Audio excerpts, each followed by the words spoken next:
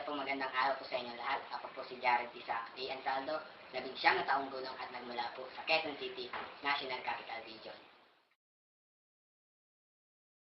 Tayo po ay tumitindi sa pagreforma nito at hindi po sa pagtanggal nito. Bakit? Una, pag mawala po ang sangguniang kabataan, ano po ang magiging representasyon ng mga kabataan sa ating sangguniang pambarangay? Alam po natin na malaking porsyento ng stakeholders ng ating barangay ay nanggagaling po sa mga kabataan. So, dapat po lamang na may boses ang mga kabataan sa iba't ibang mga issue o mga resolution na ginagawa ng ating barangay. Mawala man po ang SP, hindi lahat ng mga barangay ay may mga kagawad na nasa age bracket na 15 to 30 or 15 to 24 ayon sa UN na mga eligible na pangkagawad. So, hindi po lahat doon ay nanggagaling dun sa age group na yan. Ikalawa, naniniwala po tayo sa nation building, bilang mga kabataan ay pag-asa ng ating bayan. So, kailangan po ng involvement ng mga kabataan sa iba't ibang issue o iba't ibang pagsusulong nito.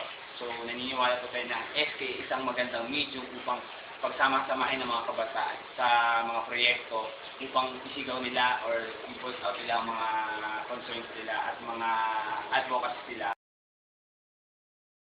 Una, pagsasalawi po ng age bracket sa pamumuno po ng SK from 15 to 17 years old to 18 to 24 years old. Bakit? Naniniwala po tayo na ang age bracket na yun, 18 to 24, ang pinaka-suitable po para sa pamumuno dahil meron na pong training ang mga kabataan na nasa age bracket nito dahil sa experience nila sa mga grupo nila o sa mga nasa parallel nila.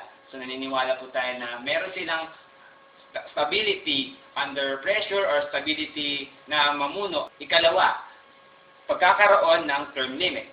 Bakit po magkakaroon ng term limit? Hindi po nakakakulong sa isang angkan o lupon ng mga kabataan ang SK. Kaya nga sanggunian ng kabataan. So, kailangan lahat po ay may equal opportunities na maluklok o mamuno doon sa sanggunian na yan. Dahil alam po natin na lahat po ay may karapatan na magkaroon ng boses sa barangay o sa lokal na level.